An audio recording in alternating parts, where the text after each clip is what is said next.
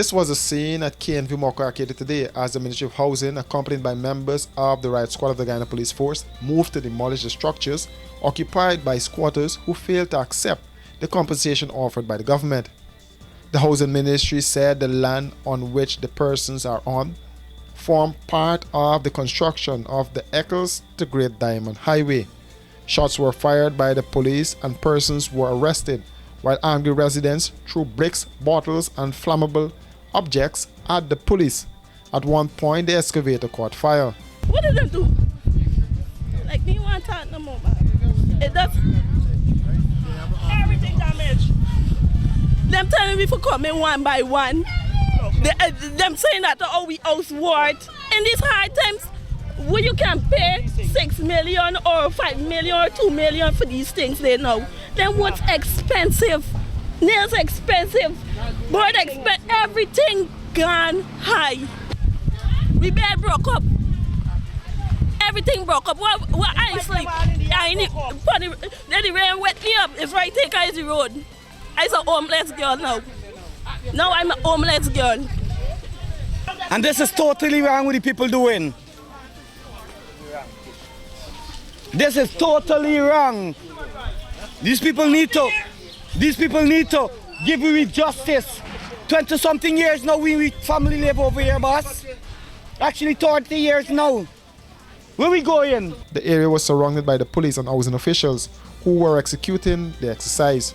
They first started by removing the bridge and then this house and business place. The owner was standing her ground against the demolition when she was arrested and dragged through the mud by the police. For several minutes, she and the police wrestled until she decided to go. Moments later, her house came crashing down. The operator did not stop there. He destroyed all the beverages and other items the woman had for sale. Some were covered by the debris.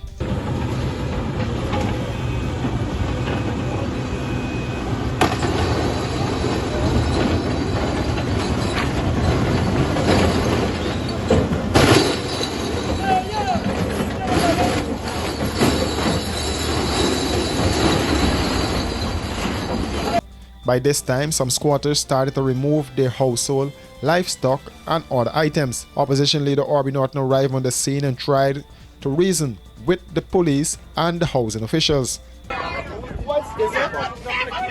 Why can't they meet in a civilized way?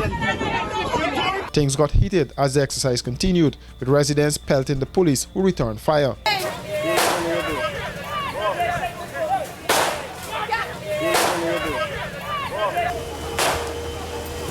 Opposition MP Roysdale Ford, Coretta MacDonald and other MPs were on hand to see the destruction. What we see happening here is transgression to the max, oppression to the max. And I'm saying people will have to stand up at some point for their rights because we cannot allow history to keep repeating itself. There's more than just a possibility. I believe that there's a high probability that legal proceedings will have to be instituted by the people who would have been suffering, by the families who have been suffering this sort of demolition and complete destruction to the property. And it's just simply beyond that level. I believe that serious questions have been raised and we will examine them. We're in the process of gathering a number of pieces of information and documents that go towards the legal ownership of this land as to who actually owns it, whether this is in fact land for which the government, even if they want to build a road, it should be subject to the Constitution, should be subject to the payment of compensation to persons who are the owners of this land. So we are currently in the process of examining those issues and we will definitely be instituting proceedings if it is found that it is necessary to do so.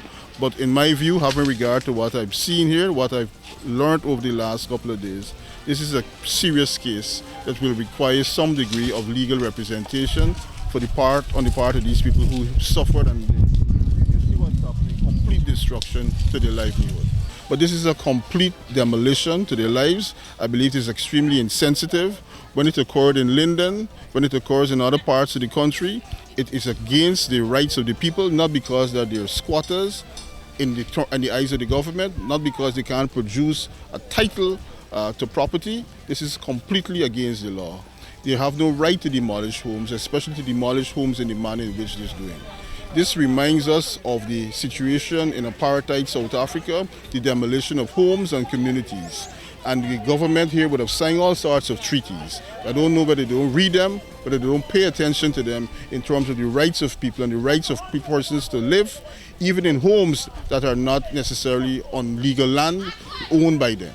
This is what is left of the houses when the exercise was completed, as persons contemplate their next move and start all over again. Many of those whose houses were demolished lived on the land between 16 to 30 years.